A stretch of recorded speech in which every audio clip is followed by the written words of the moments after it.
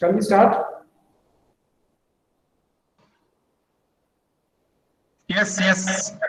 I'm ready.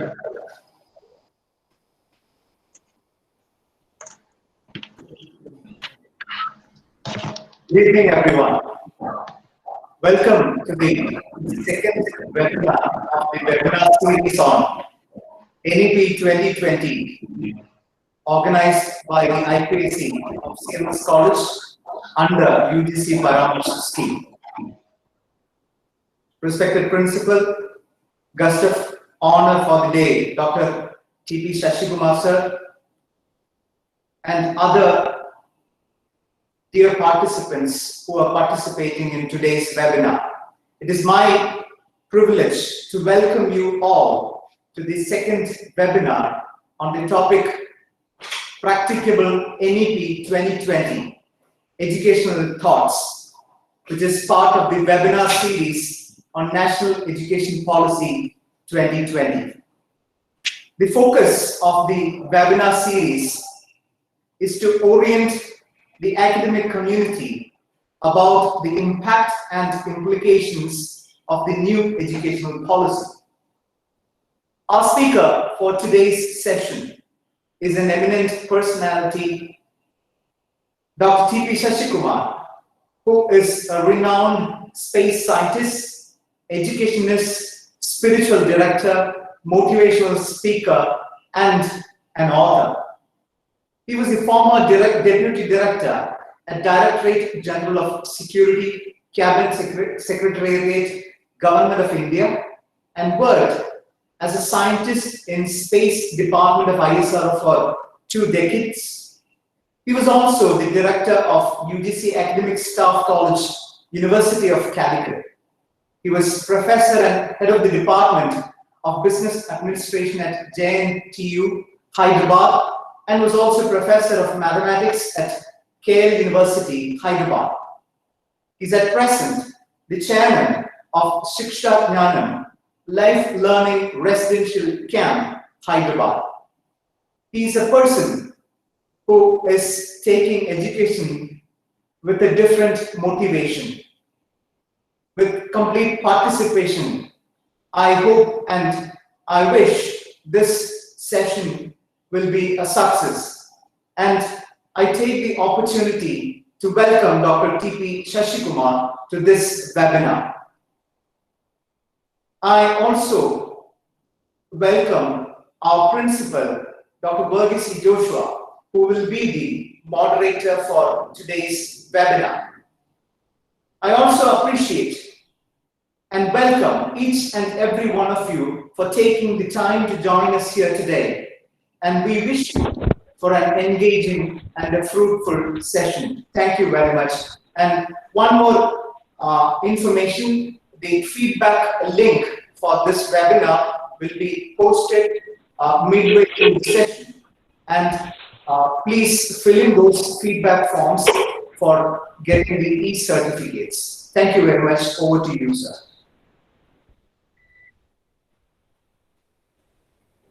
Respected Dr. T.P. Sasikumar, faculty members, students, ladies and gentlemen. Our country declared a new policy on education after a very long time, 34 years. It proposes big changes in education sector, and any change in education sector will have huge impact on all sectors of the country. I remember a very famous old proverb: the only thing that is not changing is the change. And tomorrow belongs to those who prepare for it today. And this is the context of this webinar series organized by IQAC cell of CMS College. And today's talk is the second of the series on National Education Policy 2020. And through this exercise, we are preparing for the future, simply saying. Last week, in the first talk, we have seen what is, or we try to understand what NEP is. And from today onwards, or from the second series onwards, we are trying to analyze and understand its consequences, its implications, and opportunities and openings, of course, the threats and challenges the national education policy put forward. Today we are fortunate to have Dr. T.P. Sasikumar is with us as the speaker, and he will lead the deliberations today. And I believe he prefers an interactive session rather than a monologue or talk. So that is why we prefer this Google Meet as a platform, because you all participants can join in the interactive session. The IQAC coordinator, Dr. Jnaanam introduced Dr. T.P. Sasikumar. Well, still to me, Dr. Sasikumar is a good friend of mine, and he was a few years senior to me at the Department of Mathematics, Cochin University of Science, very long back. And he is moving from one domain to another, like a honeybee or butterfly moving from one flower to another. I feel so. As Dr. Jnaanam introduced, he is a space scientist for a very long time, and for a few years he played a significant role as Chief of Security of Government of India, of some Government Official Directorate, and a professor in different disciplines, in mathematics as well as business administration, and educationalist as well, and so on. And moreover, he is a very well-known motivational speaker, not only to kids as well as to professionals in corporate sectors. And he is also the spiritual director of Shiksha, Jnaanam, and it is his own program on learning life. And I feel, though his discipline is mathematics, his subject of interest is life. And he authors a number of books. Most of the title carries life, like Life of Love, Rhythm of Love, or Life Made Simple, like this. So I summarize him as simply a genuine philosopher. So I formally welcome Dr. T.P. Sasikumar once again to CMS College, this time digitally. Last time he was here for 2-3 days, and he interacted with our students and motivated them in a large way. And I wish all the participants a very good time here today, and a very nice interaction with a philosopher who is with us. And I think it is time for us to begin. And I request Dr. T.P. Sasikumar to begin the talk and the deliberations. Thank you.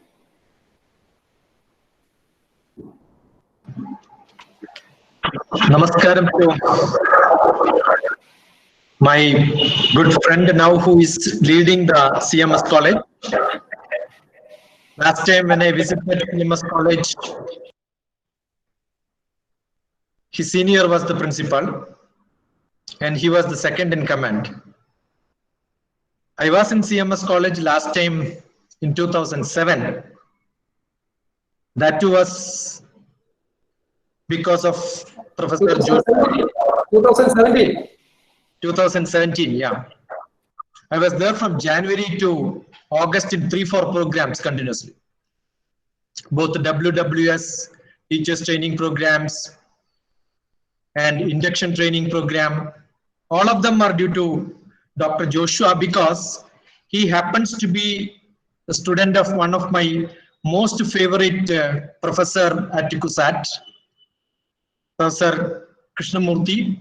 So I am here because of the kindness of Professor Krishnamurthy and Professor Joshua. Whenever we go to some college, we keep saying that, or maybe the introduction, like when Jyoti Panikar did, it's their fortune to be having me in their college. But I'm sure anybody who goes to CMS college can be proud of going to the first college in South India. One of the oldest pre-independent college. I'm telling this because I have seen people from Delhi also participating here who are the professor of philosophy in one of the colleges from Delhi. They should know how prestigious is CMS college, because I feel proud to be part of, at least for a few hours, to be part of the CMS college. It's one of the oldest pre-independent. The first principal happens to be a British man. First or subsequent principals also, I think. Yes, Dr. Joshua? More than 10.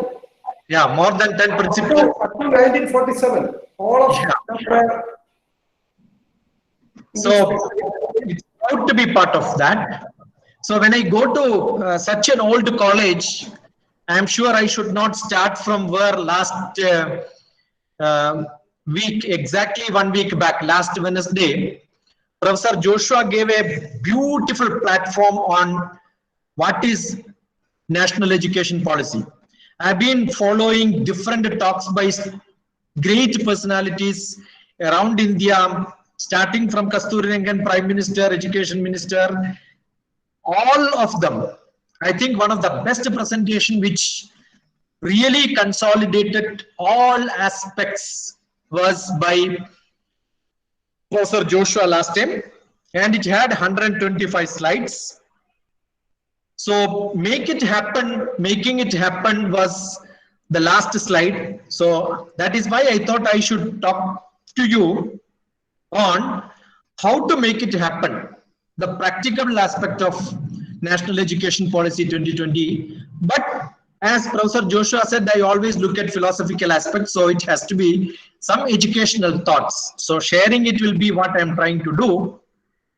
We just had, the September is a good time always, because we just finished the Teachers' Day, and nobody in this country can forget the great president we had, who was really an academician, who was Vice Chancellor of one of the oldest universities in India. So my talk will be spending few minutes of my time on looking at the understanding the spirit of education in India as envisaged by Dr. Radhakrishnan, the great philosopher and an educationalist, who was a great spiritual soul.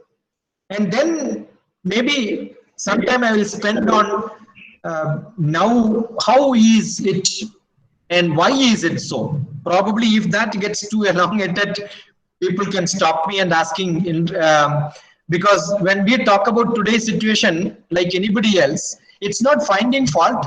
It is to look at what are all the pitfalls, so that we can always look at what can be done next. So then I will spend maybe 3 different aspects which I found probably have to be addressed. One is on functions and concepts of education, and then aims of education.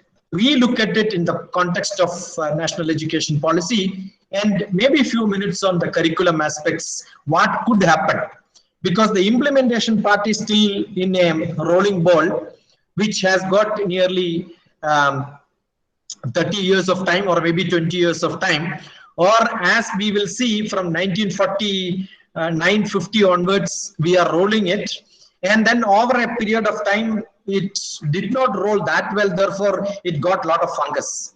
So that is what probably I will stress upon. I will look at it.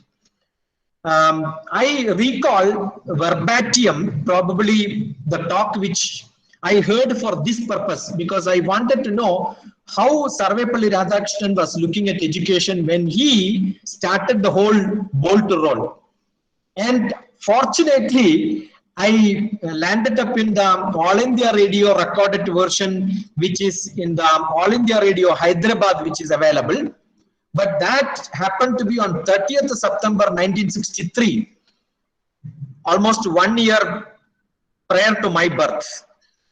So that old is the education policy, and that too on a program where in Kerala University in Thiruvananthapuram, Sarvepalli Radhakrishnan was talking. If you have not got that, or if you have not heard that, I'm sure all of you should listen to that. So I'm not talking about, I'm not trying to play that. I thought I will start with playing it, but that I don't want to do, because once you get into that, there are plenty of another equivalent or series of good ones. So I picked up few points. So I'm sure I'm talking to you after 20,806 days after his talk. We are discussing almost the same. That's what I wanted to tell. Whenever we say new education policy, if you start comparing what Sarvepalli Radhakrishnan spoke in 1963 and what we are talking today, philosophically, principle-wise, not much different. So we celebrate most of the things when, like the Teachers' Day, but I don't know how many people have really heard about it, because I have not heard anybody mentioning this. That's unfortunate. He says, this is almost verbatim on what he says. Universities are the means by which traditions of the country, intellectual, artistic, ethical, technical, are handed over from one generation to the next for the progress of the country, education for the whole man. To think, to feel, to do, to be. That is what he says. Now understand this. Is it not the same what we are talking today? Without thought, nothing great can happen. Therefore, even for a tapasvi, when he goes to tapas, as Panini says, tapam alojane. Even a tapas have to be with the reflection, discussion, reviewing. No segregating in thinking has to happen. Most of us think, or most of us think that we think, but we don't think. Most of us follow what others thought and others taught us, and we regret repeating it after some time when we grew, because our education policy did not give us the freedom to think. That is why most of the leaders in the political party say something and the followers just follow. And that is what we see. That is how the world is today. The mind actually should have the freedom to think. That is what is to be given by education. And not just thinking. The thought has to become work, an activity. We have the grade 2 students. I keep on repeating this. In Mahabharata, we have Dharmaputra and Duryodhana. Both of them studied under the same professor. They are from the same family. But unfortunately, Duryodhana became bad, Dharmaputra became good. That is what the majority says. So every mother will be unhappy seeing her son become so. So there is a dialogue between Duryodhana and Gandhari, and he explains why he is so. Jnanami dharmam nachame pravritti, jnanamya dharmam nachame nivritti, kenapi kamena hridistitena yada niyuktosi tatha karomi. Jnanami dharmam, I know what is to be done. Our education system also teaches what is to be done, but we are not able to do it. That is what the implementation part. What can be done? We are not able to do it, and we find a lot of reasons for not doing it. Nachame nivritti. What cannot be done, we keep doing it. Because the system, we always complain the system, but we are part of the system. I'm sure every education system should have a lot of flexibility, and that is what today's education policy gives us. If as teachers and academicians and people who have concern about education is not using this utility, we will again roll back to the same situation and we will discuss the same thing after another 30-40 years. That should not happen. What is right should be liked, what is wrong should be hated. And that is what Aristotle says. Ideas are not enough. Make people to think and then make act to that. And that is the think rightly and feel nobly. And the noble thought has to come. And for the noble thoughts, probably we should have a holistic approach on everything. This is what, again, Sarvepalli Radhakrishnan told many times. Iteratively, he was talking to different places on different platforms on the same concept. You can listen to all of them. There are a lot of quotations on education by Radhakrishnan. All of them talks the same. The children must be treated as human being, not as autometer. They are physical. I keep always talking about fivefold development: physical, intellectual, emotional, social, and spiritual. And well-being of this is what education has to give. It is necessary that each one of us should think and propose and prepare the education, not merely for an academic exercise of learning some subjects and then writing examination in the point of view of examination. Probably the new education system gives a lot of impetus on what is not examination, what is examination, what should not be examination, what should be our focus. It is the growth of the spiritual sensitivity. Unless we will develop the kind of spiritual sensitivity, we cannot regard as an educated human being. Literature has great part to play in the making the consciousness of any individual to be as a grown-up human family as a whole in the whole world. If that has to happen, I'm sure we should not have the so-called specialized technology department, specialized medical departments, specialized universities on these. That has been diluted, not just because of the national education policy, people started talking about it. Our earlier president was focusing on Indian Institute of Technology, and then the humanities subject was involved, introduced there. I'm sure the Indian Institute of Science has got a different structure. Therefore, we cannot restart an Indian Institute of Science in different parts of the country. Therefore, a similar activity called ISRO was introduced with great push from Abdul Kalam. So I'm sure many such universities under the government structure, which actually started working in that concept. And probably the preliminary success which we have seen in those institutions also has given a lot of input into the new education policy. So one of the role model what we can see is the dilution in IA, we cannot say dilution, the multidisciplinary approach in the Indian Institute of Technology. Dilution in the sense because we have got the name Indian Institute of Technology that got the humanities subject also. Probably today the humanities subjects in Indian Institute of Science is most sought than the technology subjects in those places. And similarly, the ISR is one where education itself has given, research has given a lot of importance. These two were missing, education and research. So probably that also has been included in the ISR. I was part of the INSPIRE program where propagating ISR among children in different parts of the country. And therefore, I know how ISR works and what is the pattern in which it is running. So there are a lot of things to be learned from such an experience which we have today. Radhakrishnan defined the curriculum perfectly well. It is in 1949, he was in the University Commission report, he exactly mentioned, if you reread that and today's national education policy, you see a lot of repetition. because that is what the base for Indian education as a whole. But we failed in implementing. So today also, if you don't take it very seriously, things will get diluted and we will lose the track.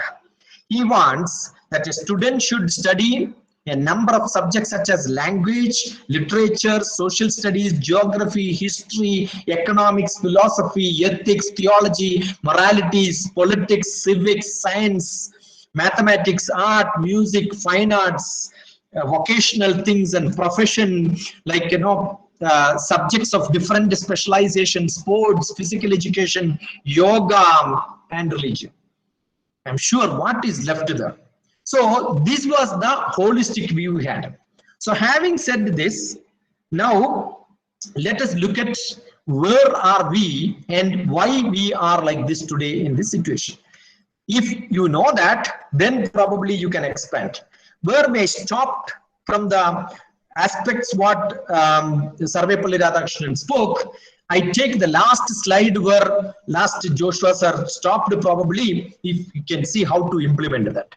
And one of the most stressed item in the national education policy is we should have Sarva Kala Shala. The university has to be a place where the Sarva, that means the whole thing, as an art, as a science, as a humanity, as a philosophy, everything should be there in that place. So the specialized subjects has gone. Akhanda Mandalakaram Vyaptam Yena Characharam Tatpadam Darshidam Yena Tasmai Sri Gurave Namaha. See the holistic view of education what Bharata, the whole tradition, the heritage had. It is not something Akhanda Mandalakaram. The whole thing, the whole holistic view of everything what you wanted to know, who tells me, who teaches me, who shows me, tat padam darshidam yena tasmai Sri Gurave Namaha. He is who is considered as Guru. So I'm sure we have to understand this. If we don't understand, our Indian tradition was a holistic education. We want everyone to learn every subject and get full overall view, and that was our principle, and where we diluted, and that shouldn't happen. If that happens, probably we will lose the track. It's an honorable, great profession to be a teacher, and therefore, though teachers have specializations, whenever somebody asks me what is my background, I keep saying my background is all subjects. Because in childhood onwards, we studied every subject. My foreground keeps changing. That is why all of us are taught different subjects. But people keep saying, my subject is only this, I don't know the other subject. That shouldn't happen. That means you have forgotten your background. That shouldn't happen. Every subject is built upon the holistic overall knowledge which we should have in every aspect in this world. We understand that, then we will be able to connect from one subject to another subject. That is why we have gone into narrow paths. Now we are going to have multidisciplinary campuses, multidisciplinary programs. Every student can pick up different subjects and sit in your class. So a student of mathematics is not a host view with only mathematics today. Probably he will have different subjects added together and he will sit. Therefore, he is a scholarly person. He has got the scholarship. He can understand different subjects. He can relate what he studies in mathematics to different subjects. And if this happens, I'm sure the education will become good. The biggest problem and where the implementability will fail is, again, the narrow mind of the teachers. If teachers don't relearn, unlearn and redefine the role by themselves.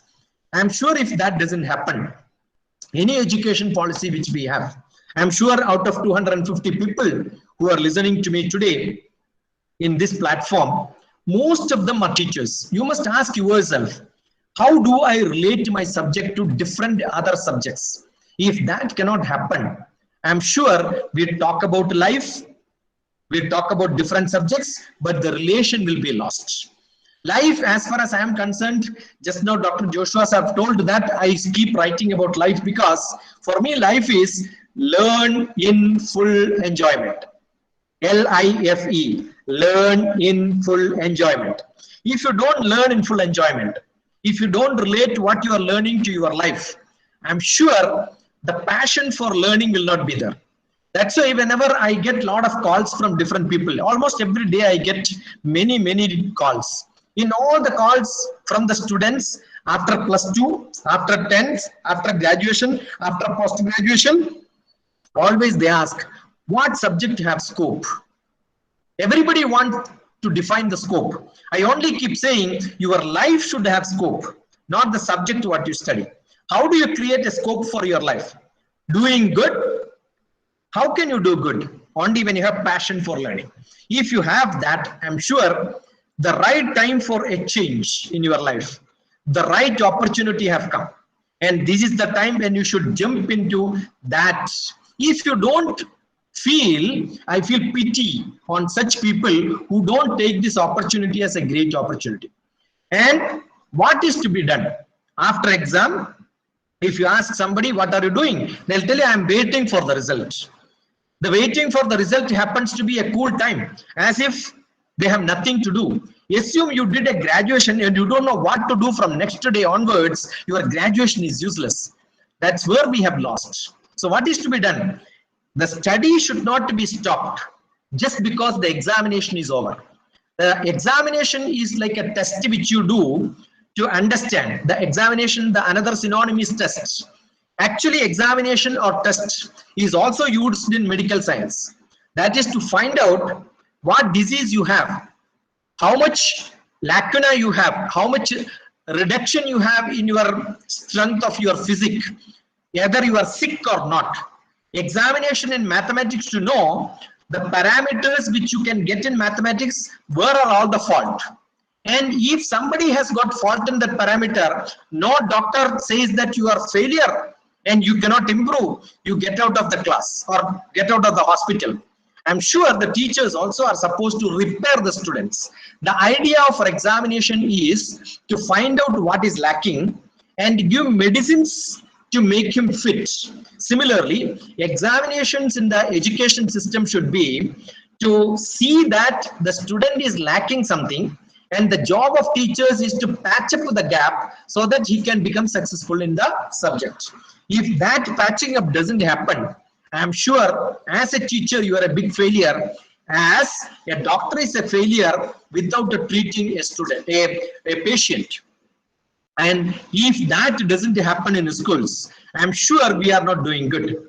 Whenever somebody asks me how to prepare for which subject I have to join for my master's after graduation, I only ask them to write a SOP, which is normally a practice in the best universities in the world. Today, we don't have such a system in our academics for admission. They join there because they don't have any other choice, or that is the only one choice which is readily available. Probably they have nothing else to do, therefore they join for courses. That should not happen. So why and how this can be changed? I keep asking students, if they want to write any competitive exam like UPSC or maybe a bank test, they have to get into some job. Immediately I'll ask them, write a short note on any subject which you have learned, or probably read a newspaper and find what is that happening in the world, other than like everybody talks about COVID today. I don't want that. Something else. Will you be able to write one paragraph and tell me you are looking at the world to know what is it happening in the world? It can be anything. It can be sports, it can be music, it can be cinema, it can be anything in the world. If that what he chooses as his subject is understood, I know what is their taste, what is their passion. And I keep asking, and I see most of the time they write something, but the course which they opt is something else. That's because the passion and profession are seen separate. I'm sure the new education policy gives you a bridging these two.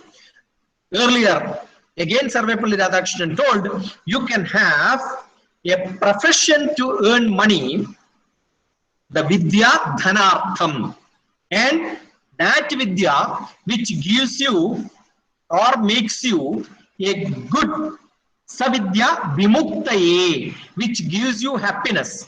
Vimukti is happiness, mukti is happiness.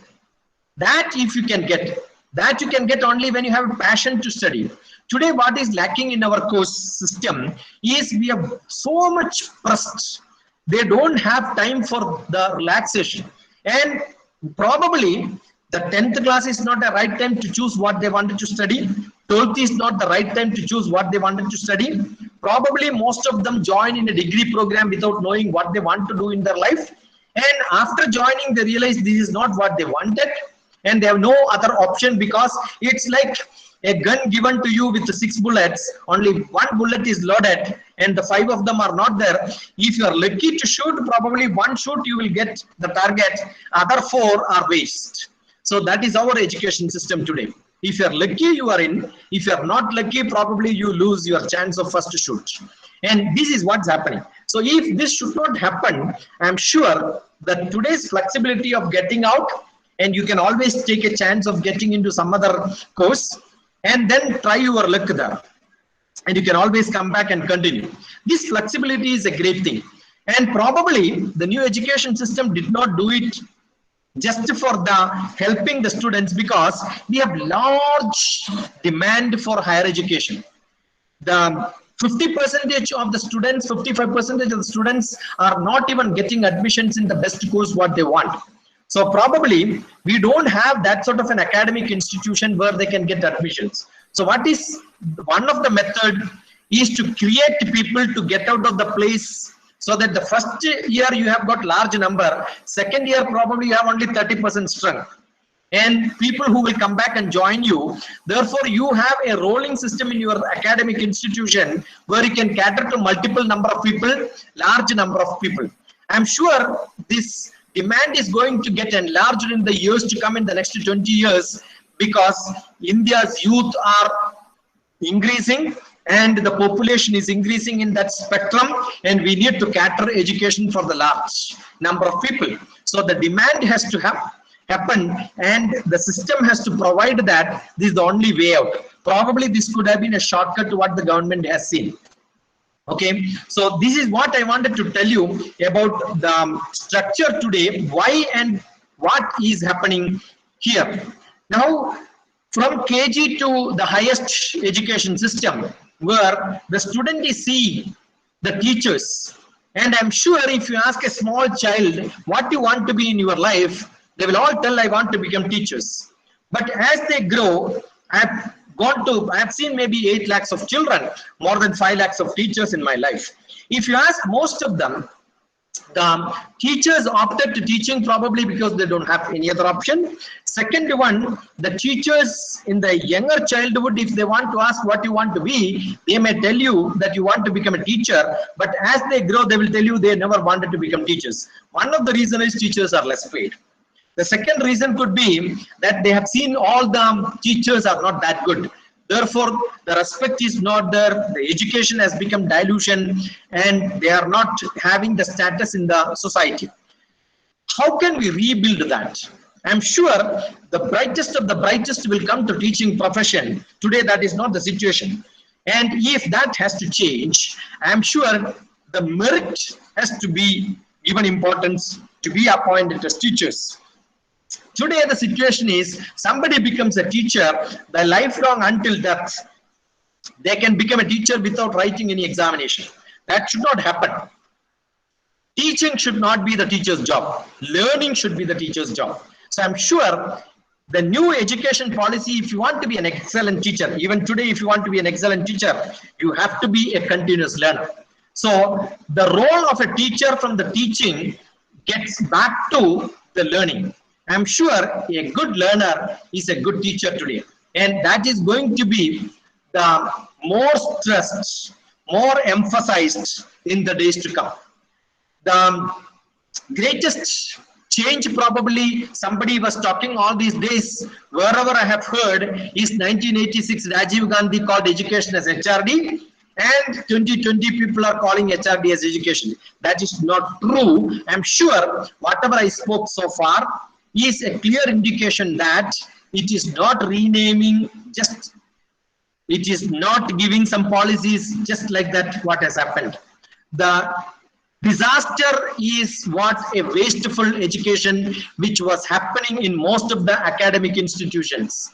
and that is getting revamped with a great new look. Many of us will agree 90% of what we learn in academic institutions are waste. I've been in recruitment agencies for helping bank sector. I've been in IT recruitment sector. I have been training people for different recruitments in different MNC companies. I've been part of recruitment in government. I've been part of recruitment in private sector. There was interviews where I was interviewing more than 300 civil engineers from IIT, and I had to tell none of you are fit. I have seen a PhD in an IIT coming for a teacher's job in a mechanical engineering subject. When I asked him to define what is gravity, he utterly failed. And this happened because the education has not given him a deep-rooted knowledge in understanding the basics. If that is not repaired, I'm sure the education system will just make people useless out of 3 years or 4 years program. It is not that we had a B.Ed program of 4 years which is introduced now.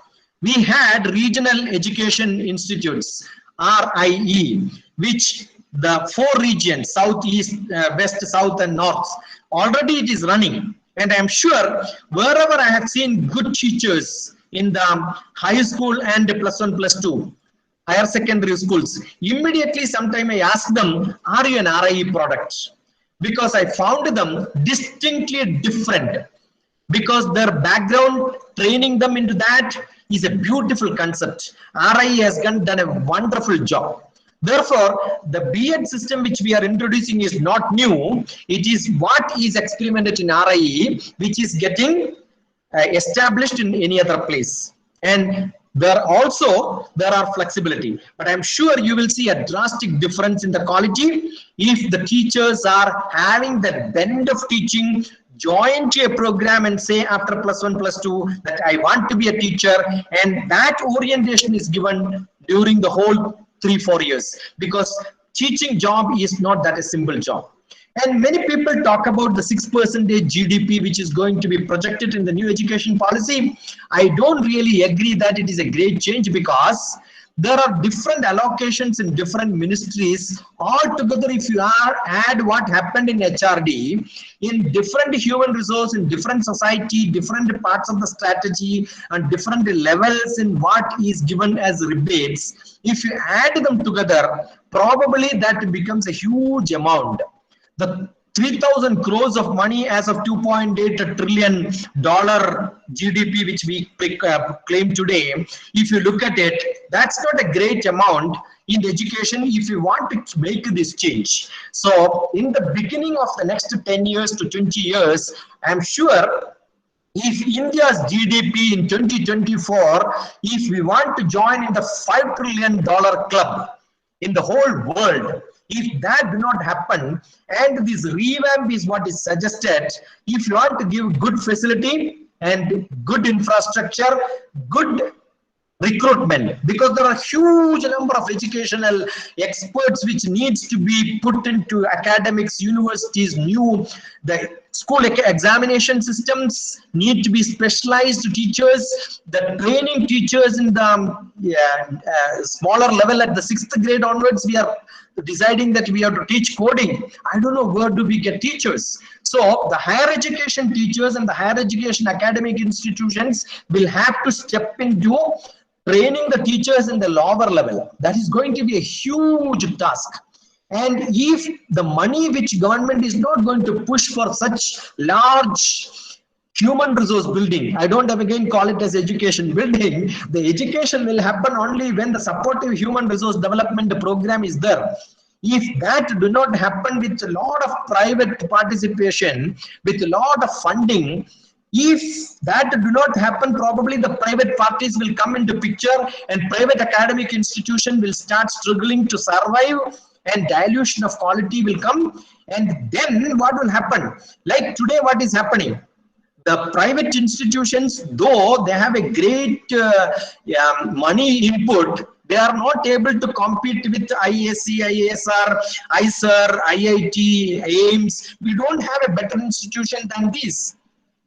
It says government institutions are not second to the private institutions in this country. Always a good student aspire to be part of the great academic institution, which are all run by government. So government knows how to run the institutions. What is happening? The funding for those institutions, when you compare to the normal other schools, are too less. So I am sure if good funding is done and good infrastructure is built, I don't like to go and sit in a school where there is no beautiful place to sit. The infrastructure has to change. The facilities have to change. If that do not happen, I am sure the concern in education, what we have today as a small job, teaching job is not a great job, that feeling will come and merit will get diluted.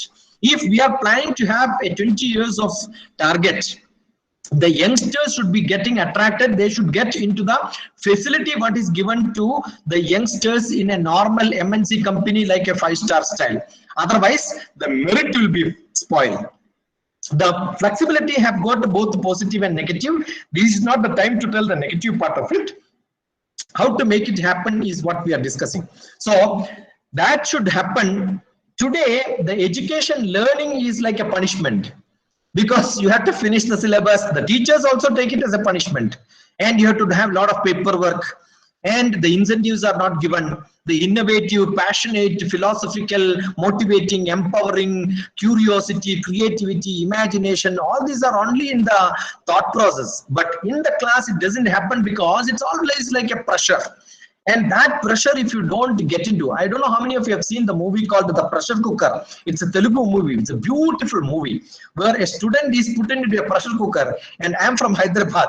I know how the parents put them to see that they go to America, because they all dream. From grade 6 onwards, students are put into classrooms. There are night classes. After the day class, they will be sent to night class. The students don't have time to spend with their parents, and that much pressure is not there in different parts. And the next place where we have is probably Kottayam. We have got a lot of coaching centers. Everybody in Kerala are handicapped people. They always will ask after +1, +2, joining itself, they will tell after +1, +2, they want to go to coaching center. I don't know the 13th class system, which repeated in Kerala in some of the places where they are earning money.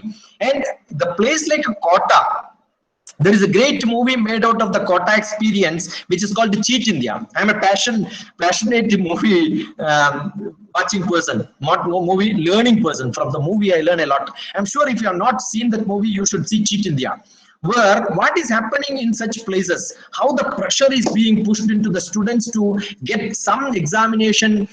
If that examination doesn't become stress-free, what is happening today? We have great number of MBBS coming out.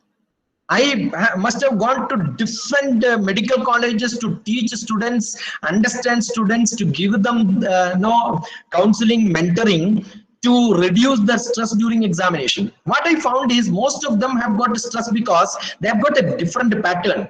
Their failing in examination means a lot of money, because sometimes in some private medical colleges, failing in 1 or 2 papers will cost them 10 lakhs rupees. And the parents' pressure in one side, students' pressure in the other side, faculty pressure in the other side, and all these pressure, you can see a lot of people commit suicide. You go to a city called Nagpur and Hyderabad, we have a center of the city, we have a lake. When the result is published, that is actually surveyed by police people. Otherwise, there are a lot of youth who jump and then commit suicide. If you look at in All India Institute of Medical Sciences, the number of people who commit suicide soon after getting entry are large number. So the stress have to come down. How do the stress come down? Only thing, if the education becomes a real enjoyment and edutainment. The cognitive ability and the age pattern is taken care of by the new education policy, and that is where grade 3 onwards, the implementation is the new system, like the 3+4+ and all that is planned. Now what will happen if that is not getting implemented? It is a beautiful failure. If that has to be implemented, it is not that easy task. I'm sure it is not a cake way for all the colleges as you think. Autonomous college have got better facility and you can just jump there and we get into that role, that wheel is already ready, we can roll running. No, that doesn't happen. I'm sure it is going to be a real powerful change in the culture of the teachers.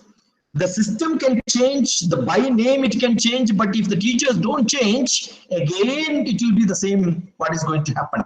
The top country, if you want to become the top country, that is what we aim at, as a knowledge driven country powered by intelligence. It is not that simple to become the top of the world.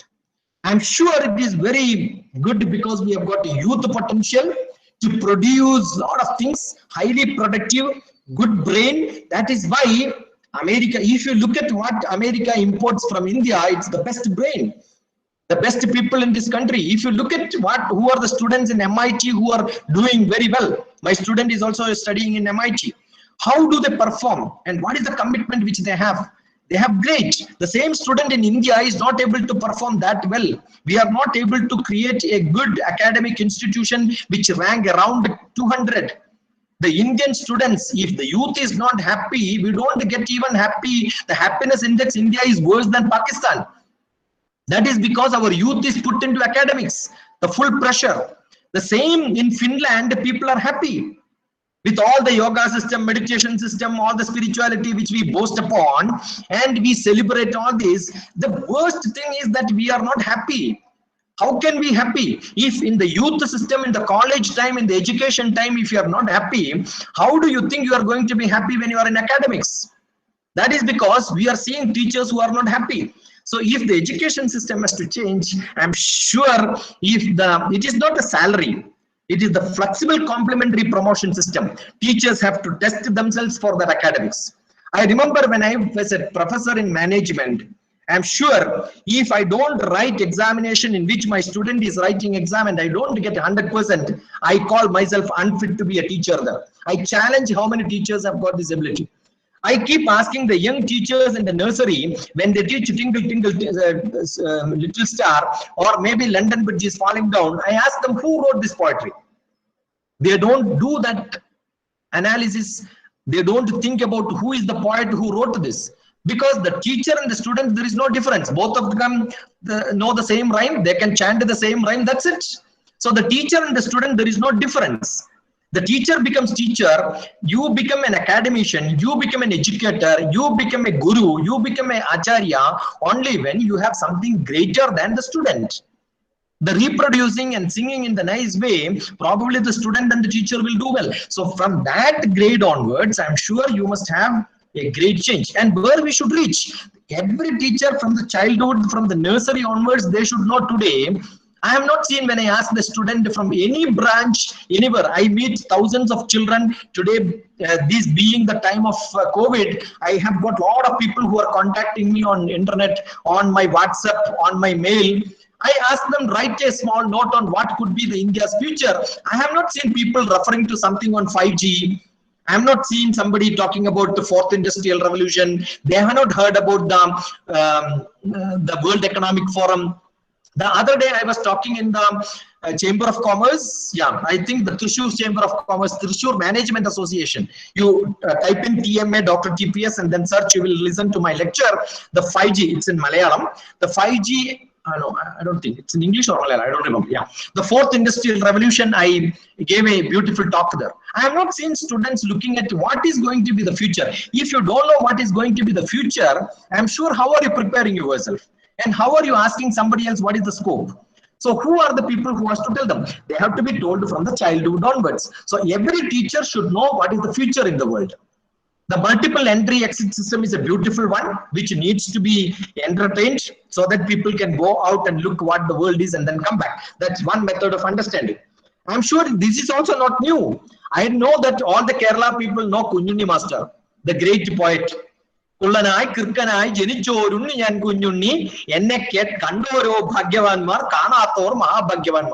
keep saying quoting that and rewriting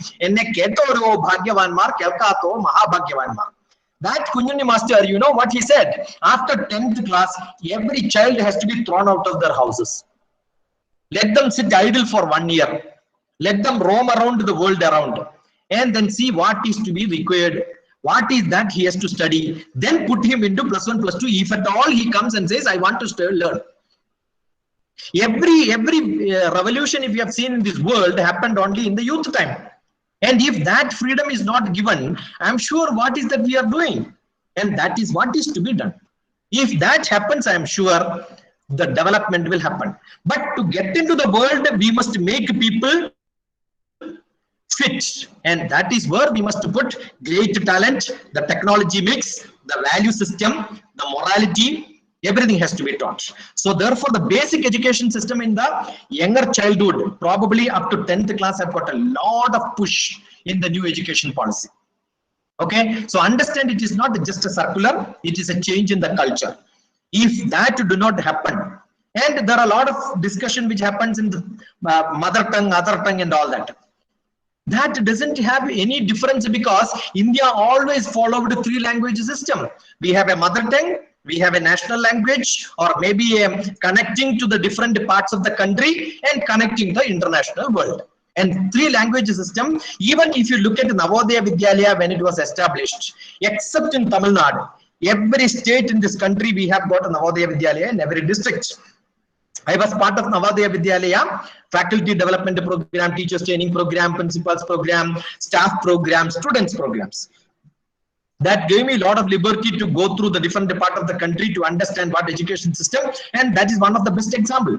Navodaya Vidyalaya established a beautiful 3-language system. So when you talk about 3-language system in NEP, I say that it is not new.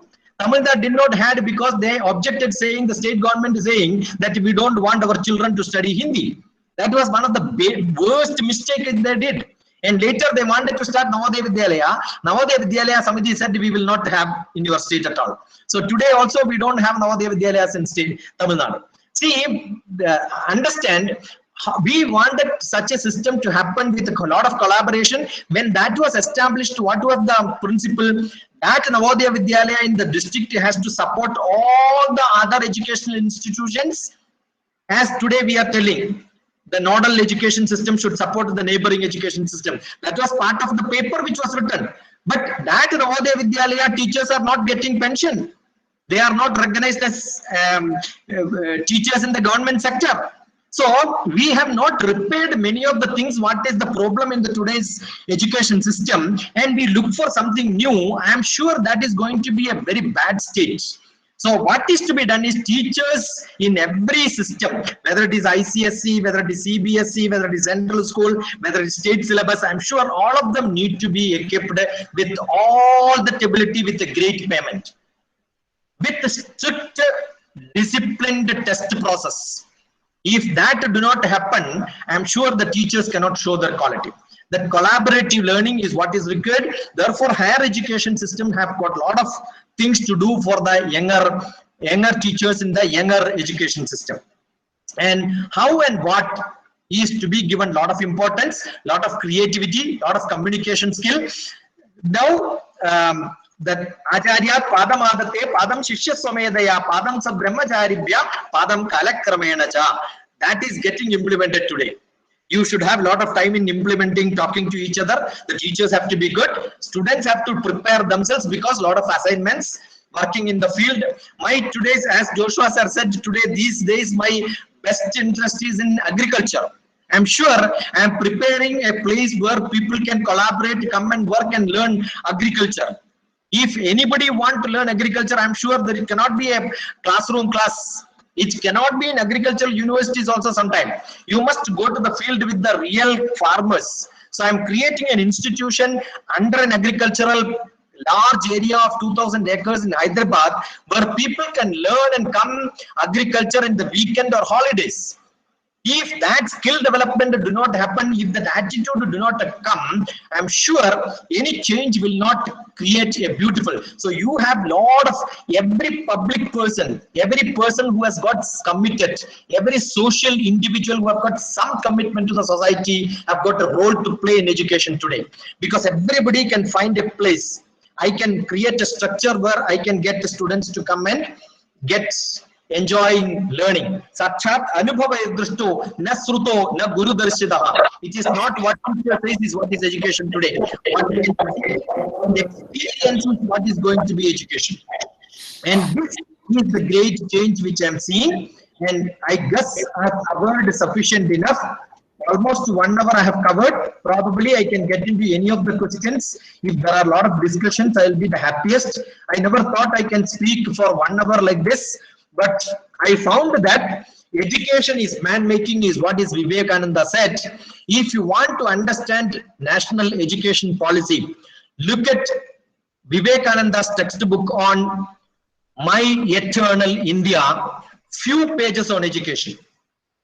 I repeat, if you read Vivekananda's book, My Eternal India, the few pages on education, I'm sure you see that the man-making what Vivekananda stressed upon, which was re-stressed by Radhakrishna, Dr. Radhakrishnan, as an educational expert, that what Vivekananda said is what is reiterated. And today's education policy is also reiterating the same thing. I'm sure the 20% of the blessed brain who are with the greatest opportunity in the country are always good. But we have another 80% of students who are from the poor background, who are fatal because of their parents' background. They are not able to get into the cream institution, and they are desperate with a high dream, saying that English education is great. Now today they are getting lot of importance. And those 20%, the smart people who are gifted, and they are not able to grow and create a large cream of 20% cream coming out of every institution in this country, because most of the people are lazy. So I'm sure new education system will not permit them a one-day batting or one-night batting, learning the old question paper and then getting 100% mark and then get admission into the next academic institution will not happen. And that has to change. Giving examination, getting good marks about 90% is a silly job in today's academic situation. Let it be mathematics or statistics or humanities subject. I'm sure the good people who are getting good marks. And sometimes our selection criteria is with the optional questions. All these have to go. Education should become Prerakam, Suchakam, Vachakam, Darshakam, Shikshakam, Bodhakam. If these 6 activity happens, and I am sure the Guru Surupam should become Acharyas, a practitioner of the holistic view in their activity. I am sure people will start following. And such things happens, the education system will have a lot of change, and that is a great role in the teacher's part. And that's a big task. And this is what I want to stress upon. Probably if you have few questions, I am ready to take a step and then we will start discussing. I think you want me to speak a little more, I can, but I'm sure it is better to open it up with a lot of questions and answers. Thank you, Sasikumar sir. I'm always, when I'm listening to your speech or talk, I notice 2 things or 2 characteristics: the full energy and passion. And this is another display of talk with full energy and passion. And I hope all of the participants can feel the passion and the energy in which the way in which he is speaking. And thank you once again. And this is the time for interaction. Please, from the participants.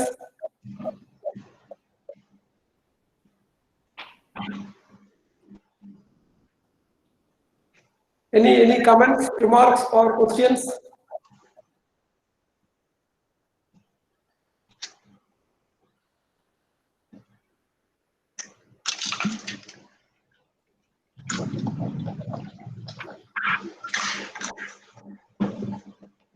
Should I read the chat box, or somebody will come on to video and then ask me question? Coming on to video and asking questions will feel like, yeah, you are really interactive. I welcome. I have seen some questions I could pick up, but that question happened to be a random selection. Joshua sir will permit random selection because he is a statistician. If anybody comes to, I welcome to come on to video. that's better. And after that, we can go to the random selection if there is. Yeah. Gautam. Hello, Gautam. I remember you. You attended the Educationalist program here. Yes, am I right? Gautam is not audible. Gautam, you are not muted. You are not muted, but there is some problem for your speaker. Yes, he's changing his mic. He's changing his mic. Just a minute.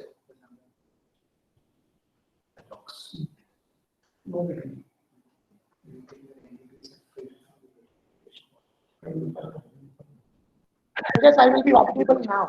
Yeah. Yes, now it is audible. Yes. Gautam, I remember you. You attended the Educationalist program or not? Yes, and the 2018. I think. of sir. Yes, absolutely. How are you? How are you? Yes, sir. Yes, sir. Absolutely. I'm absolutely fine. How are you, sir? I'm glad that you remember me. Okay. Can I ask the question, sir? I don't remember. Currently, I'm assistant professor in Rajkot in Marwadi University. Of course. Yeah. Yeah. But you attended the meeting here when you are a student. Am I right?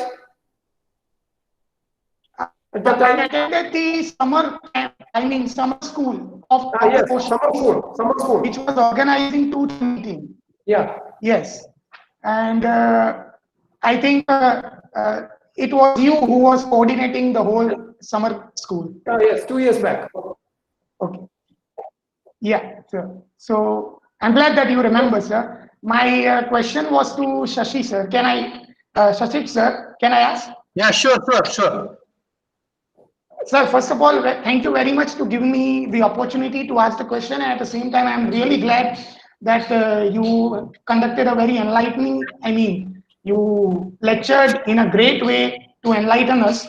My question is, sir, since now in the new education policy, the different objectives that have been mentioned by our, which are intended, which will of course take maybe around 2 decades to achieve after, if we really want to see its effect. My question is, how important it is that we give importance to the regional languages. In India, we have a taboo that if you can't speak English, I think you are not educated. Now, this is a serious taboo, I think, because we come across many such people, even though who can't speak English, but they are really intelligent. So how do we overcome this hurdle? And I consider this one of the biggest hurdle. So I would like to know your viewpoint on that. Yeah. There are two aspects when you talk about English language and English literature. Unfortunately, in our education system, English literature is given more importance than English language. There are a lot of English professors who have got a PhD in English, but their communication skill, when it comes to that, it becomes almost very bad. Native speakers' credibility is entirely different. But what I'm asking is, how much time a young child will take to learn a new language is just 2 years from age 1 to age 3. Without a grammar mistake at the age of 3 or 4, the child is able to communicate whatever they want. But what is lacking even after 10 years of academic programs in English, even with learning English from the English teachers, when students pass 10th class, they find difficulty in communicating because language is different and literature is different. Twinkle, twinkle, little star is what we learn in childhood. That doesn't mean they are learning English. So, English language skill development is not part of our curriculum as of today. Therefore, don't mix with English language to what we do in our English medium schools. The best English medium schools also, the English teacher may be communicating well, but you have a drill teacher who will tell very bad English. Okay. So what happens is, I remember when my son joined the small KG class, the PT teacher, the drill teacher was telling in the assembly, don't look here and there. So my son closed his eyes and then stood. I said, no English people will tell, don't look here and there. You understood? So our English language has got a lot of faults, and that is not getting corrected. I remember somebody from UK who is also a Keralite from Calicut, who taught Britishers the English language for 30 years as a professor. And he came to one of the place in our Calicut University, one of the great teacher professor in our university when I was a director. Somebody came and asked, sir, what's your good name? He said, don't ask this in Britain, you will get smashed. When you ask somebody what is a good name, that means you have a bad name also with you. You understood? As a great English, a stupid, foolish English most of the time. So you cannot reach into that great English. What you think is a British English and American English. I remember there was a conference in Kerala, one of the best colleges, higher education English, in which there was a British Englisher and an American Englisher. And since I became a connector, both of them in that college, I was also asked to speak. I said I am a Kerala English person who speaks Manglish, and better business English is what I want. I took 90 normal Malayalam medium worst children probably from Palakkad, and in 3 days I give them the courage of talking in English. I took them to Goa. And I asked them to find at least 4 people in Goa beach. Ask them to interview and then get all the details in a pen and paper. Even today I keep a pen and paper with me. Without this I am not there as a student or as a teacher. I ask them to write down all the details and then come back and tell me in the evening. In 3 days, they have not learned communicative English, but they had the courage of talking to anyone in the world.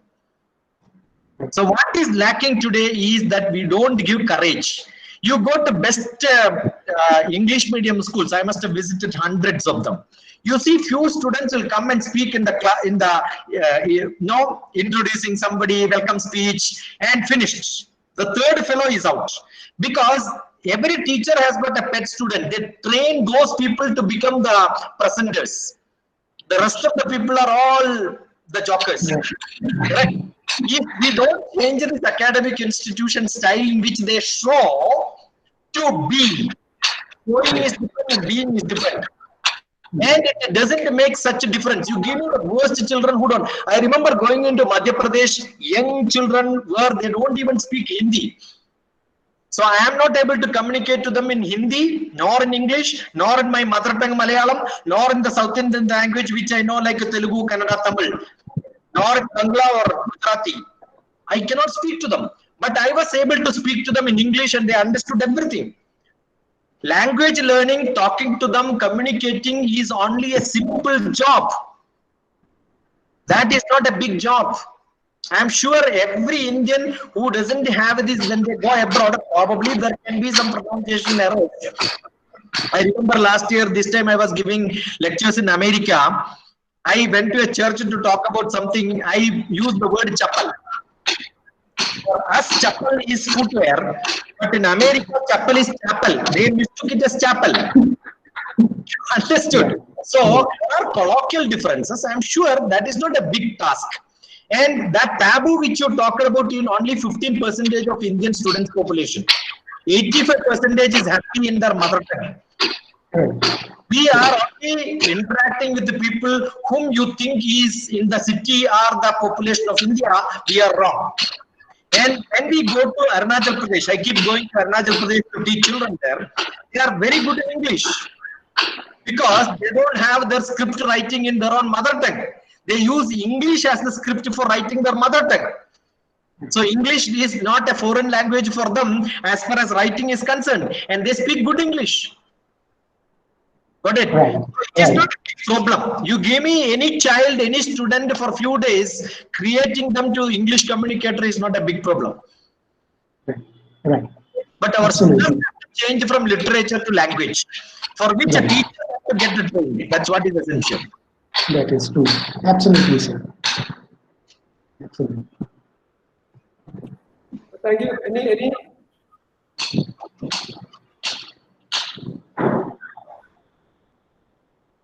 Yeah, anybody else? Any questions? Any more? I have seen a lot of questions in the chat box, but I want the people to come and ask. Again, now as we said, we have problem of language probably.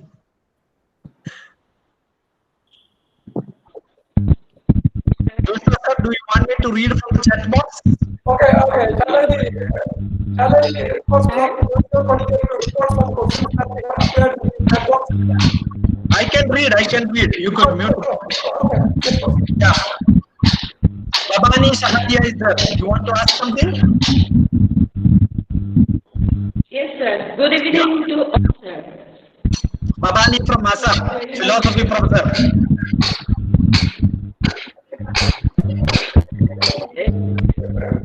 Yeah. All others could mute other than Babani so that it is audible.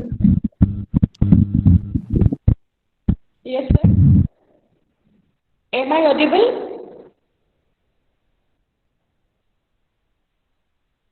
Okay. Sir, I just want to know, so what this NEP, would it be fruitful for all the level of students having diverse IQ that is mental ability, sir? Could they follow equally like other advanced students? Yeah, one of the strong point the new education policy considered is covering every spectrum of people, including just now there was a question on mother tongue or other tongue. That is also addressed. You have different options. It is not that they are throwing away English. English is also part of it. Rest of the subject is also part of it. People who want to have only the trade, they have an option. They want to become the researchers, they have an option. So there is a category of institutions identified research oriented, academic oriented, higher education oriented. So today the program is when a student in 10th class, when I am teaching mathematics, I don't know whether he is going to do a PhD in mathematics, whether he is going to be a tool-trained person for a skill job. So we are going to have a separation from all these different categories. Today we have vocational higher secondary scheme, but they are seen as low graded probably than the normal higher secondary schools. Therefore, people don't, the higher spectrum of people don't send them to such institutions. Now, today what is going to happen is a equal opportunity for equal status for everybody is being seen. So that is what a new change. Every part and parcel of the society is scattered. Perfectly. But whatever the multi-dimensional courses, sir. That is what I'm saying. So the multi-dimensional courses give them an option to choose whatever they want and grade system with which they can get a degree at a different levels. So first year they get a degree, second year they get a half degree, certificate, diploma, degree sort of a thing, and the period and the research separate. So the eligibility criteria at different levels have been categorized, staggered at different levels. That is what the advantage of today's national education policy is. What? Sir, can I ask one question? Yeah, who will say that? Sir Jayanti? Yeah, sure. Good evening, sir. It's always good to listen to you. Thank you so much for your wonderful talk. So I just wanted to know, you spoke about the holistic development we need in education, a holistic approach. So how can you think that, because the kind of syllabus we are teaching, we are supposed to teach, And within that particular syllabus, how can you think of a holistic approach to the educational system? Do you think that new educational policy will bring that holistic approach to all the subjects? Like, Yeah. I think the change is not happening for the holistic education at the higher level in the university or academics like your research area, masters or graduation. The holistic background is created at the younger age, so that the child, when they get up to 10th or 12th class, the level of now the 11th grade, up to equivalent to that, probably 13 years or 15 years, they are good in understanding what they want to do and learn. That is the holistic approach being given today. And the holistic approach comes in different way, because in the academic institution is going to be not specialized. Now you are not going to have an agricultural university, you are not going to have a medical university, you are not going to have a technological university. You are going to have a university where they will learn philosophy, they will also learn mechanical engineering. So the term university is going to be really, by word literally mean, is going to be practically come into existence. So therefore you have an environment. Today what is happening, when you are, they have got triple IT, only information technology. They don't know anything other than information technology in that way. So what happens when they come out, I don't know, you must see, there is a movie called Bangistan. If you have not seen that movie, see that movie called Bangistan, it's in Hindi. If that movie, if you see, a person who comes out and then wanted to do, I mean, assigned for a very terrible job like a terrorist, but he is pretending, a Muslim is pretending as a Hindu, and he is going to a different country to do a bomb blast job. That's a task given to him.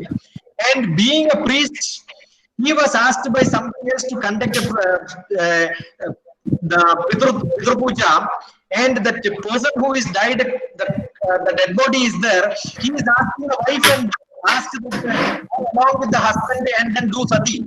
Because he has studied that in his childhood in some textbook, sati is a practice of India. He was not updated what has happened in India after that. So sometimes we are blind because of what we learned in our childhood. We have not opened up. I am sure that is why I said, Padam Shishya Samedhaya, Padam Brahmajaribhya.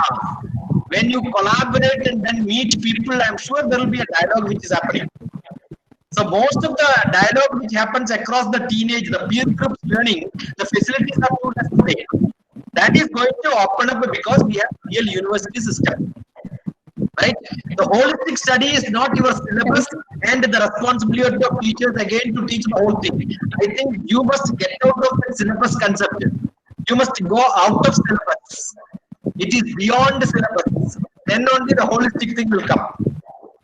Correct? That thank is you, what sir. will happen. Thank you, sir. Thank you, sir. May I add another question which is supplementary to the same question? Yeah. Madam Jayanti Sahu asked about the multidisciplinarity and the holistic proposal in the national education policy. Your talk is mainly based on the practicability of the policy.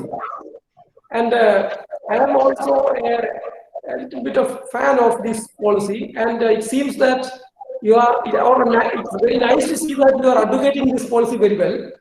Still, I have some apprehension about the practicability, particularly in this multidisciplinarity, because right now, or in the present situation, in our country contains thousands of unitary universities. Unitary universities in the sense, agricultural universities, medical universities, technical universities, like this. And we are going back to the ancient culture of Sarvakala Shala that you have rightly pointed out in the beginning, university. My apprehension is, how can be possible in 10 or 20 years, these unitary universities can convert into these holistic multidisciplinarity. So the concept is very nice, excellent, but I am a little bit dubious about its practicability. For example, consider the agricultural university in our state, Kerala. What is the future of the agricultural university? Is it possible to convert it into a real multidisciplinary university in the next 10 or 20 years? Or it is going to be merged with some other multidisciplinary universities? What is the practical what is the plan of action expected? Yeah. Let me draw your attention to Agricultural University. Agricultural University had a BTech in Agriculture, MSc in Agriculture, but today in Thrissur Agricultural University, I was there to teach, take a seminar on management subject, because they also run a MBA in Agriculture. So when you run an MBA in Agriculture, definitely there are faculties in economics, there are faculties in different subjects. So there was a dilution which happened slowly. AICT also proposed, along with the BTech, 1 year more program to give an MBA. There was a BTech MBA combined program which was already announced by AICT, but the takers were not there. Many of the people don't want to do this because they have two different streams running parallelly: MBA by NBA accreditation, MBA, AICT accreditation, BTech, and both combined also is run in different institutions, but they don't want to combine it. So probably there is an apprehension from the part of the students taking admission. That is also going to change because the whole system is going to change. One, if you change in few places, it may not be accepted by public, but if you change it in large structure, I'm sure it is going to change. IIT could accept humanities in 5 years' time. The whole revamp happened in IIT in 5 years' time. So I'm sure 20 years is a large time. I'm sure it is going to happen in next 10 years. Most of the universities did this because the social aspect of medicine is part of medical system today. MBBS people may not learn sociology, but without sociology, you cannot study a master's program in medicine. So there is sociology inside that. Without mathematics, you can do an MBBS. But I'm sure every MBBS student, they wanted to go for post-graduation. Without statistics, they don't do. Research methodology is part of their learning. So we have already a multidisciplinary approach. We have compartmentalized most of them, but then started putting them together. We have got great institutions which are probably not that dilutable in the immediate future, because they have started and research. So I'm sure in 10 years' time, we will see most of the institutions getting really into different aspects. And I could do this properly. JNTU has to mute. Yeah.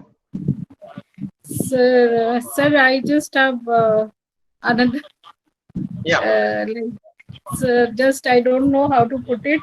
Sir, you said that there should be some level of freedom, like given to the teachers.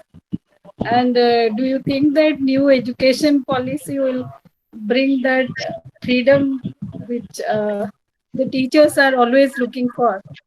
So I think if you're a good teacher, you don't require any policy change. I was also teaching in different places. I never took attendance in my classrooms because I found that taking a physical attendance is actually waste of time. What I used to do is I used to give them assignments and then tell them by evening I should get these assignments in my email. And when the digital assignments were given, even before COVID and digital classes started, I implemented my digital class. All the assignments were submitted digitally. Evaluation becomes easier. Duplication checking becomes easier. Attendance is given based on the originality of the writing. I'm a person who wrote a book based on the assignments given by students. So I'm sure the autonomy is there in autonomous colleges. Definitely, if the college is really brilliant, they can implement a lot of autonomy in their class. Even otherwise, teachers have their own autonomy. I keep talking to different places. You don't have to read the textbook, present the class today in front of the students, because they are also in higher education. Definitely, students, there are no difference because their grasping skill and your grasping skill is almost the same. So I'm sure you are a real motivator. You inspire your students to do their work and then come back. That is good enough. And what you present, what you give lecture will be available online for students and teachers. That is good enough. So this I started doing it long back in my classrooms. I was teaching environment science. I used to teach and then share the PowerPoint totally available to my students, where I say that to look at it and then start reading. Why should I take my class? And I already give them assignments which are really critically creative so that they can contribute a great extent to understand what really they want. That is not a big job. Yes, sir. Thank you, sir. Thank you.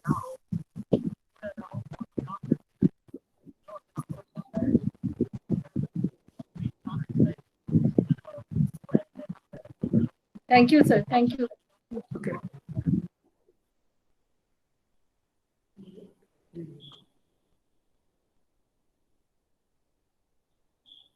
Sasikumar sir? Okay. I am here. Okay. Can you proceed with the chat box? Yeah. Should I read that and then see that what I can? The NEP has also introduced the 4-year undergraduate degree instead of the 3-year degree to ensure that students can easily transfer their degrees and credits to universities abroad. Will this affect the chances of graduates completed? See, the 3-year graduate students, even today, when they wanted to go abroad, they have to do a patch-up program. So today's graduation is not accepted in most of the countries. So I'm sure we will always have a patch-up program introduced. And I am sure you all know that there is an invitation for the abroad universities to have open up their programs here. It is not just for the students in India to study in that abroad university. India is looking for attracting a large number of students who are going abroad from India, by which we are losing a lot of money. And that can be retained in India. That's one. Second one is, when there are a lot of abroad universities, the competition and the quality will increase. And second one, we will have a global outlook in education. And the third one, there are going to be a lot of industries coming in India as part of the opening up. Though we say that we had an LPG system, liberalization, privatization, globalization, we couldn't open up different academic institutions coming to India, different companies coming to India. The development and the progress, if you want to reach into the $5 trillion economy GDP today, the way is we have to open up and people have to come to India to study. India is a large place where we have got a lot of potential, where we can educate well.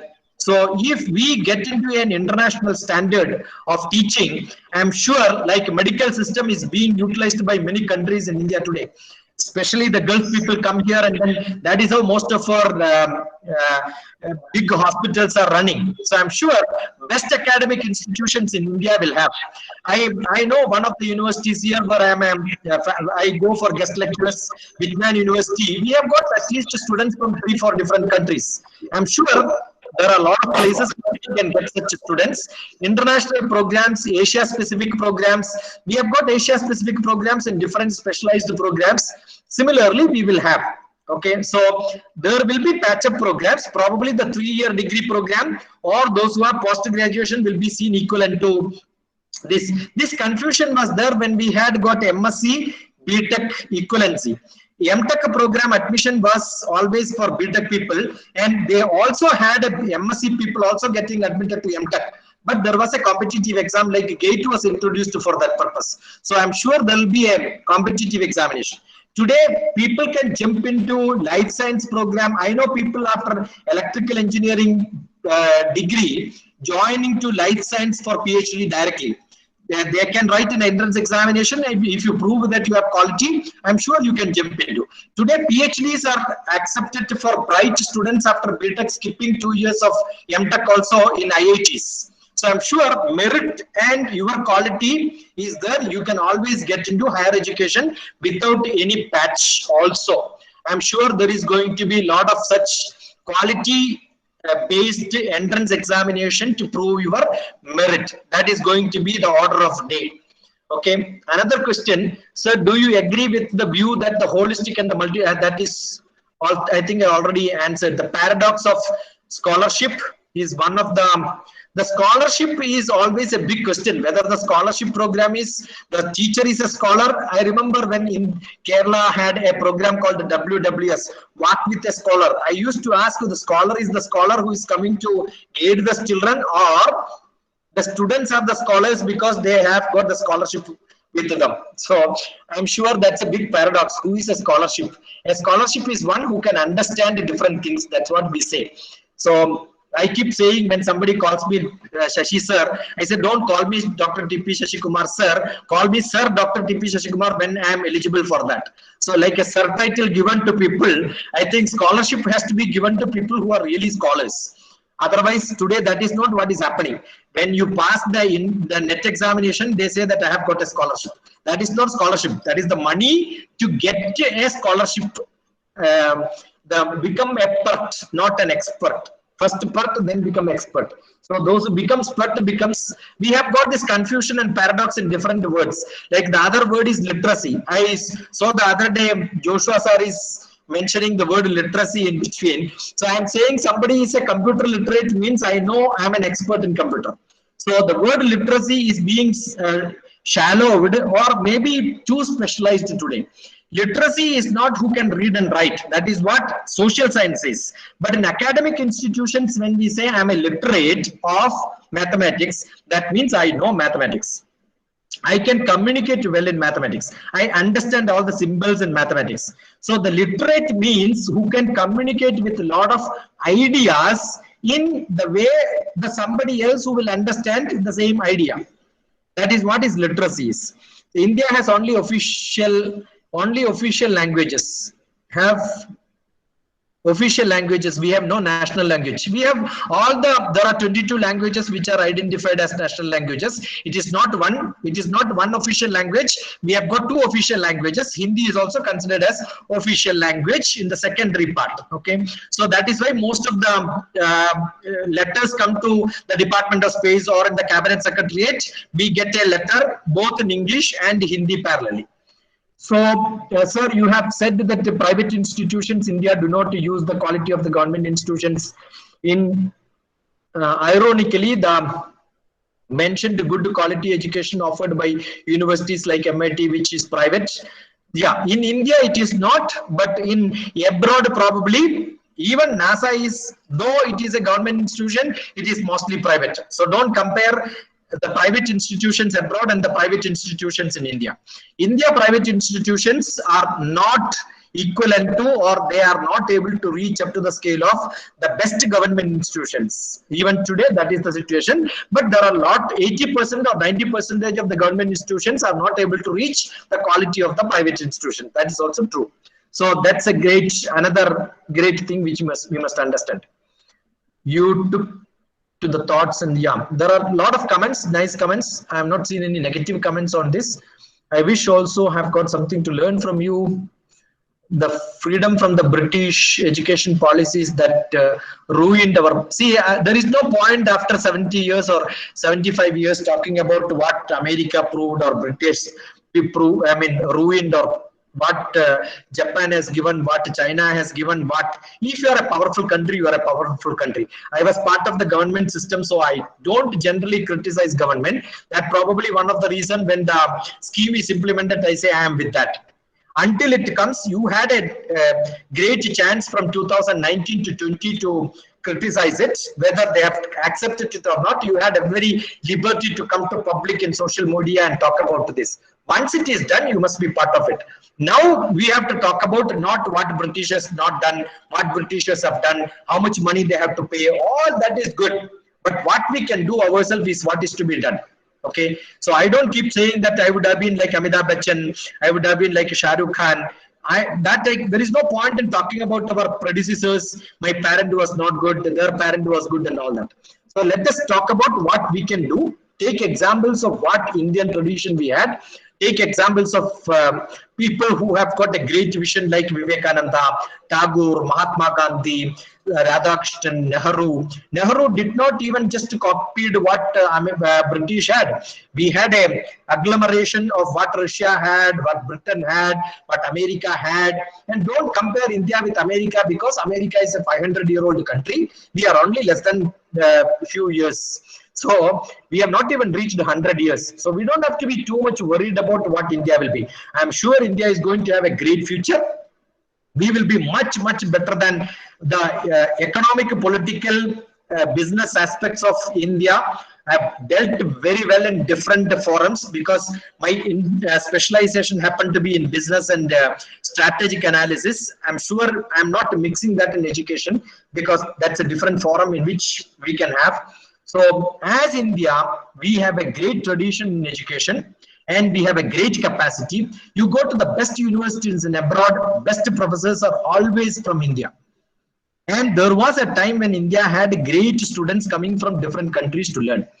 I'm sure most of the collaborative projects, even the CMS college has got a great collaboration with Russian universities. The other day, Joshua sir was telling is the time when they used to be in Russia for different collaborative programs. So we have such collaborations. I'm sure the days are not far. The people will come to India. We will become the role players in the global education. That's what is going to happen. Even today, when you go to the best universities in London, you can see 50% is Chinese people who are going there for education. The basic reason is they want to get educated in English. They want to get into the global standard. So I'm sure people from India is going to China, Hungary for learning. That has to stop because we have to open up good academic institutions here. If we are not doing it, I see a lot of children from Kerala, Kottayam also going to Hungary and New Zealand and China for MBBS. I think we should change that situation because we have to open up great institutions here. If I'm sure CMS college is given an opportunity, they will start the B.Ed immediately. I'm sure they will start different BTech programs and different medical programs because there are good zoology teachers there. And all the zoology teachers and life science teachers can teach quite well. And you will have to appoint a few teachers who are from different academic institutions and practicing doctors to come and professionals to come into academies. I'm sure there are going to be a good shake hand between academic and industry. Like hospitals will have a shake hand with academic institutions tomorrow, because if some college want to start an MBBS program or a diploma program, I'm sure you will have a collaboration with the nearby hospitals. You don't have to establish the infrastructure because that will cost you a lot. That is why the 20 years have come. So there is going to be a large difference in the academic institution in terms of collaborating with the private participation, industry participation, hospital participation, service sector participation, agricultural participation. All that is going to happen. How important is to promote the regional languages? There is a lot of difference in the regional languages, colloquial languages. See, I was upset when I saw the textbook in Malayalam. If you look at June 1st, Malayalam textbook was not available in mathematics. The website was so bad, I was not able to locate where the textbook is. I put a YouTube presentation. If any one of you have a doubt, how did I do that? You can see that I gave a screen dump exactly. So we have not improved our academic institutions. We have not improved our websites. We have not changed our situations. Malayalam textbooks are not available in different platforms. So you cannot implement. And if you look at translation, when I learned the Vistirnam was used for the area. But today the translation is Parappalavu. What a pathetic Malayalam is that. I think in terms of translating technical languages into stupid colloquial words have to be changed. People understand what is the concept which goes into my ear is good enough. You don't have to run behind the Malayalam used by in the Krishna Gatha, what Cherusheri used, or what in Ramayanam Eluttachan used, or what Srinarayana Guru used. I'm sure most of the people don't understand. Yesterday my talk was on Krishna Gatha, that's why I'm referring that. That Malayalam people can't understand. You don't have to implement that into the classroom. What is exactly to be implemented is the concept understanding has to be into the mother tongue. So there is a great saying, the dream language is English, as the Gautam said. But what is to be taught in classrooms have to be the playground language. In the playground, we use our mother tongue. Sometimes we use a mix of English, Hindi, mother tongue, everything together. So I am sure the autonomy is given to teachers to use all the three languages for the concept to get into the children. That is what the new education policy says. Don't say that the education has to be in mother tongue and other tongue. That is not the system. You can use any of these three languages. You can use combination of these three languages in your classroom, so that the idea is getting into the heart of the children, not in the head of the children. Learn by heart. Learn by not head. We are today learning by head. It is a taxful process. Instead of that, it should become a passionate process. The learning has to become a passionate process. That is what is going to be tomorrow's education. And that is what the teachers have to make tomorrow's education. I think I'm not going too far from my chat box. If I go too deep, probably there may be some questions. You could retype in case if you are here. Again, the importance of private institution in creating think tank. Yeah, the flexibility is given. If you have a private institution doing, nobody stops. So still now I am a professor in a private university. So I'm from government. So I'm a mix of both private and government. I go to different universities and different institutions. I talk to private institutions. I also talk to government institutions. I'm sure there has to be a sharing of intellectual expertise. There has to be a industry person, like an R&D person from space department. I jumped into academics. I'm sure academics is going to pay good. There are a lot of industry people who are idle. Lot of people who are retired from different parts is taking rest. They will come to this. I'm sure there are a lot of industry people who go into academics. Similarly, there are a lot of academic people who have to get into agriculture. And the agriculture has to become one of the potential skill development program where India's future is going to be in agriculture. So I'm sure every student has to get exposed to agriculture. Today, even agriculture university people don't do agriculture by themselves. Most of the BTech students who are professionals, so-called professionals, don't do the professional job. So that has to get patched up. This is what I want to tell. So either it is private or government or mix of that. I'm sure everybody has got a good scope today.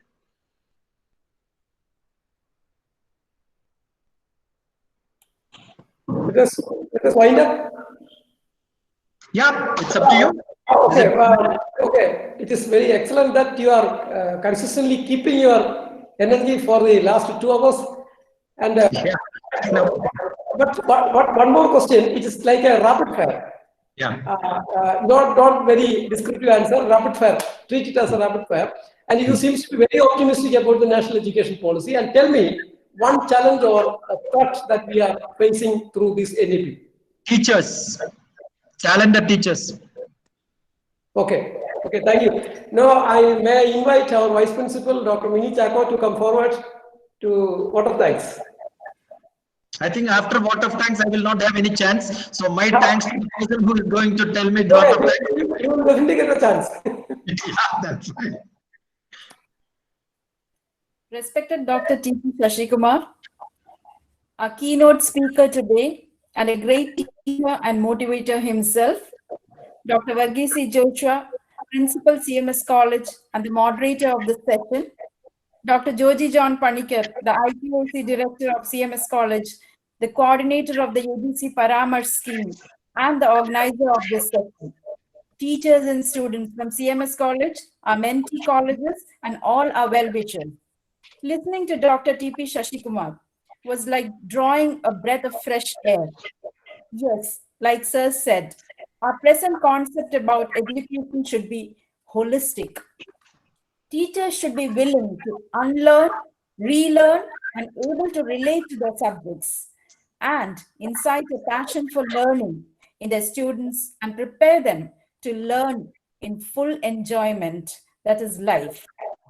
I thank Sir Dr. Sasikumar on behalf of the management and the CMS College community for being with us today and enlightening us on the pros and cons of NEP 2020. Thank you, sir.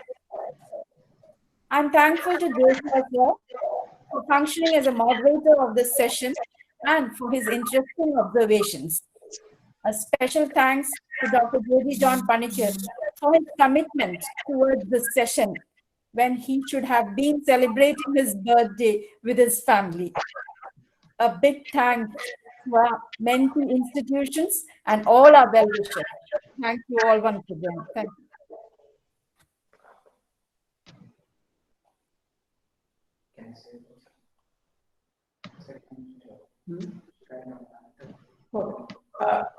Let Dr. John Padikar say a few words. Thank you for being part of today's webinar. And the next session in the webinar series, the third session, will be on the 23rd of September, next Wednesday. The keynote speaker for the third session will be Dr. V.N. Rajashekharan Pillai, the former Vice Chancellor of Mahatma University, Chairman of UGC, IGNO, and several other education capacities. He will be talking on the National Education Policy 2020, opportunities and challenges for the collegiate education system.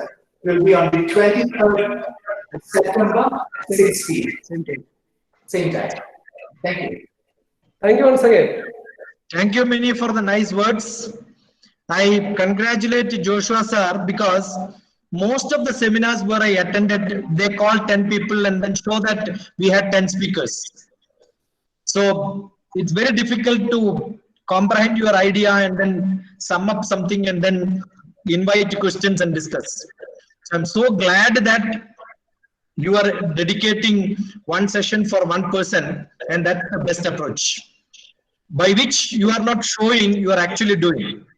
So I'm sure if those teachers who are really taking this very serious, by the end of few sessions, I'm sure they will feel like they can take seminars and they can talk.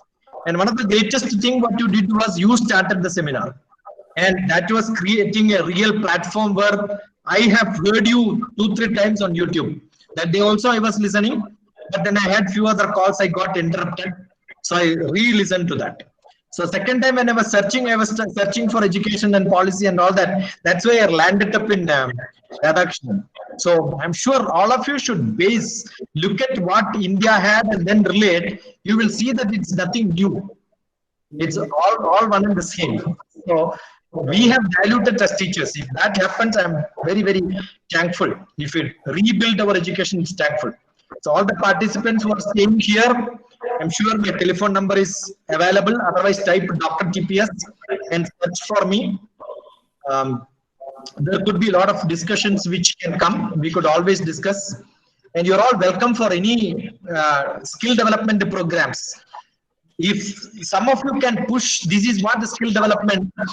Joshua sir, my interest present today is that when the college is getting ready to start a tie-up with the skill development center, there will be a lot of lacuna we are seeing because they are not equipped for training children. So now I am looking at how an industry can be turned into accepting students. How an agricultural field can be built into such a place where students can come and sit and learn. So maybe different industries and different companies have to be built for such a thing. That is what has to happen. That is what my present interest is. So thank you. After the COVID, we are planning to come to your destination Hyderabad in the agricultural farm that you are planning to set up. I am going to have a beautiful program, and it's a big resort who can accommodate nearly 100-150 people. How did you manage the finance? No issue. No issue. 2,000 acres. No, that's not mine. I'm only a consultant. But I'm into such a tempo with him. I suggest something, he does it. So we have a Amritaharam, which is boosting the energy. We have got an Ayurvedic thing, allopathy inside, homeopathy inside, herbomineral inside, and tourism inside, and children's play and cricket, to all the games what you have. And we also have got an agricultural program where people can work in the field and then start learning every part of farming, organic farming and natural farming. Okay, best of luck for your new tenure. Yeah. So all are welcome. Okay. And one more thing, all of our proceedings will be uploaded in our YouTube channel very soon, within a few minutes. CMS college is doing very good, using the best equipments, best infrastructure, best IT. The man sitting behind that blue shirt person, great, doing a great job. Congratulations. Okay, I will introduce one more person. Midil. Yeah.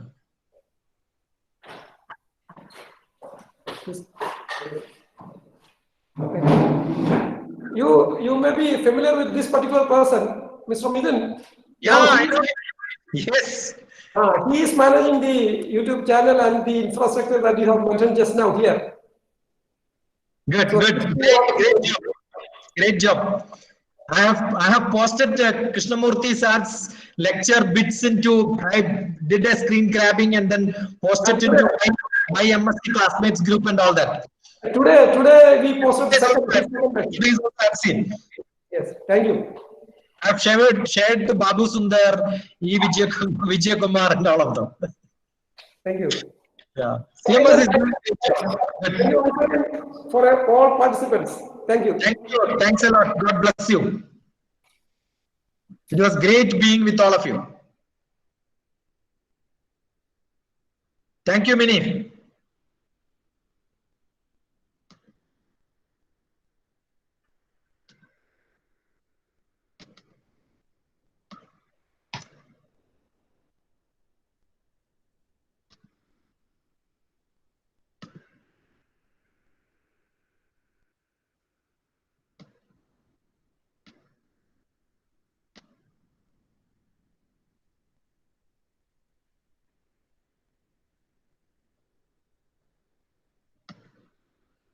Thank you, Jayanti.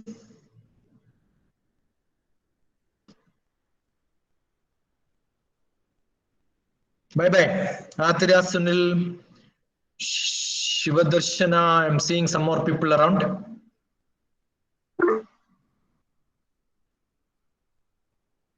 God bless you. Thank you, sir. Thank you.